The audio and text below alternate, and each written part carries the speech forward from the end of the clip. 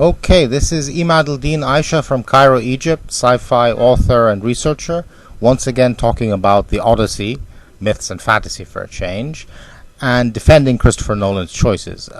Attacks on the movie for not being historically accurate to the period, attacks on the movie for having multiracial casting and for being politically correct or woke or whatever you want to call it. I disagree because these people don't understand cinema and they don't understand Christopher Nolan. Now, what do I mean by not understanding Christopher Nolan? Christopher Nolan, what does he do from the very beginning of his career? Literally. He does meta-narratives. He's constantly reflecting, consciously reflecting on the genre and its limitations and trying to transcend them and critiquing it. The first movie following about this loser docudrama type maker who sees himself as a hero. He has a Batman sign on his front door on his tiny little one-room apartment, and he goes around following people to do research, and he ends up becoming the star of his own film noir movie, and he doesn't realize that in the film noir it's usually the hero that gets hoodwinked and killed in the end because he's busy being a hero. And that's what happens to him. Second movie, Memento, still one of his best movies to this day. It's about a man lying to himself. It's about the unreliable narrator. You're seeing things from his point of view, not what actually happened. And he's convinced himself that he's somebody other than he actually is. Is he really doing this for revenge for his wife, which he already did, or is he doing that for himself so he's not an invalid? And he convinces himself he was a hero and that he was there for his wife and they didn't hurt people in his insurance job and these kind of things. So it's a meta-narrative. Insomnia. I mean, he didn't write that. That's an adaptation of I think, a Swedish movie or a Norwegian movie. But even there, you have something very similar going on. Al Pacino, a very decorated cop, but he falsified some evidence to convict somebody who he was convinced was guilty, and then he accidentally kills his partner. And but it could be the partner was going to rat him out. So was it really an accident or not? And because he can't sleep because he's in Alaska and above the Arctic Circle in the summertime, he begins to doubt his own memories and begins to think he may have actually done it. And the bad guy tries to manipulate him into thinking that too. The Batman movies, they're meta-narratives. They're using the hero's story, the comic book hero, to talk about the world of today and how America sees itself as fighting for good and fighting against evil. You'll notice that the weapon that the bad guys are going to use to evaporate the water with the not the poison, the hallucinogen in it, is a weapon made for the Middle East for use in desert environments, hot environments. And you have Rutger Hauer, and when he's telling the boy, the Empire's safe with us, talking about the Wayne Enterprises. Empire, and of course Nolan being British, he's giving advice to the Americans, having a lot more experience and wisdom than them. At the end of it, you have Gary Oldman saying, "Escalation. You're pushing up the ante to the criminals, so the criminals are pushing up too." Here's this guy who calls himself the Joker, gives his calling card. The second movie with the Joker in it, you can tell it's about Bin Laden and the unfree nations of the world against the free world, so to speak. They were forced to resort to somebody they didn't understand. This maniac who just wants to blow things up. He's not interested in money. He's just interested in destruction. It's very obvious. And the gangsters, the bad guys, they're from all the different nationalities, and the Russians and Chechens and Jamaicans and all these things. Third movie, you have allusions to CIA torture and these kind of things, and black sites, and when the CIA guy is interrogating Bain, and the prison in, I assume, Afghanistan, where people lock their own doors at night. They imprison themselves, and that's a reference to the Western world after 9/11. They've willingly given up their freedoms to feel safe, and they aren't safe. You're inviting the enemies in effect. And it's just great. And this whole thing about it's okay to fear death, that actually makes you braver and makes you jump faster, and it's just wonderful. Dark Knight Rises. What was after that? Inception, that's about what's real and what isn't, and do people live in their own subjective worlds, and is that more important to them than the real thing? And again, that can be useful because that's what art is. And the inception is to put an idea of a father's love to his son in the son's head. And the father was preoccupied with the empire, again, his oil empire or whatever it was, and neglected the son, Cillian Murphy, great actor. And you had Pete Postlethwaite playing the father in his last role. God rest his soul, great actor. So again, there's the that whole thing. And you have, it's a post-colonial movie. You can tell that scene where what's his name? Leonardo DiCaprio is in the cafe running away from the guys who are chasing him. And he says, I want a coffee, please, in French or something, and the guy can't understand him. It's a great scene. It's subtle. And you can tell that Leonardo DiCaprio is a stand-in for Christopher Nolan. It's the same blonde hairstyle. And you also have the actor who plays Bane there, Tom Hardy. And he looks like this out-of-work Englishman who's, searching for a role now that he doesn't have an empire. Interstellar, that's a bit harder to explain in terms of meta-narrative, but it is in a way. The two things that save the world are love. Anne Hathaway talks about it. And the other is, of course, Murphy, the girl who figures out the gravity equations in the end. And the hero thinks all the time that they chose him. Fate chose him, in effect, when it's the future choosing him, destiny. But in reality, they chose Murphy, and they're driven by love. And he was just an instrument to get the information to his daughters to save the world. And his desire to save the world is tied up with his ego and wanting to feel useful, want to feel that he's a hero, space explorer type guy instead of just a farmer, a caretaker. Inception. I said Inception. What was it called? Tenet. Tenet is like tenet of faith. So it's a reference again to the war on terror and fanaticism and the West kind of dehumanizing itself to win this war, and that they created for itself. And meta-narrative and again destiny. The what's her name? Depke, the woman who's married to Kenneth Branagh's character. The thing that inspired her to disobey him and defy him and eventually kill him is watching that woman jumping from the ship. But that was actually her.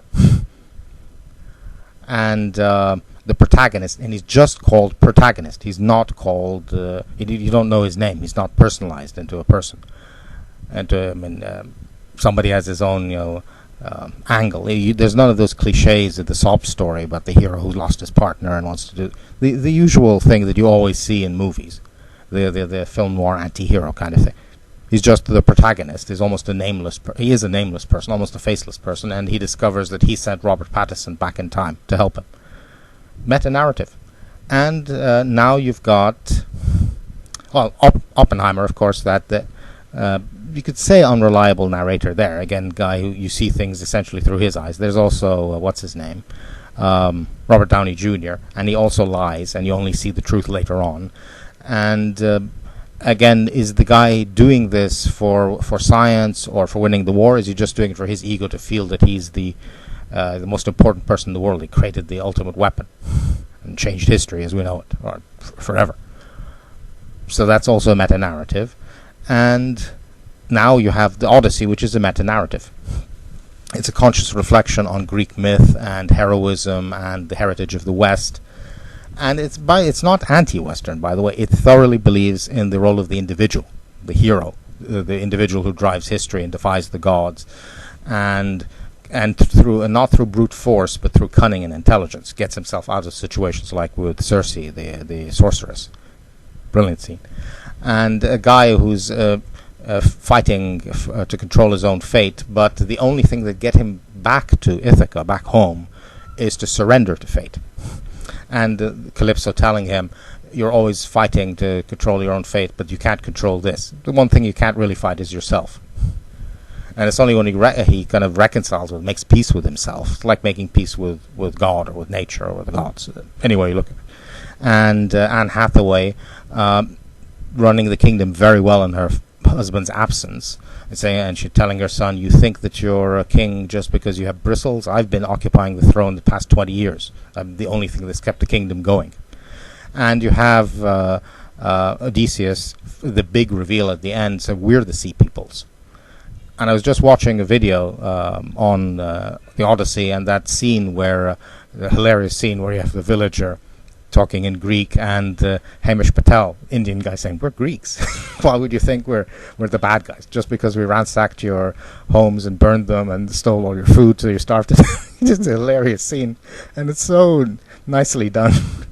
And again, and there's actually, I mean, this, in terms of historical accuracy, this is actually quite accurate.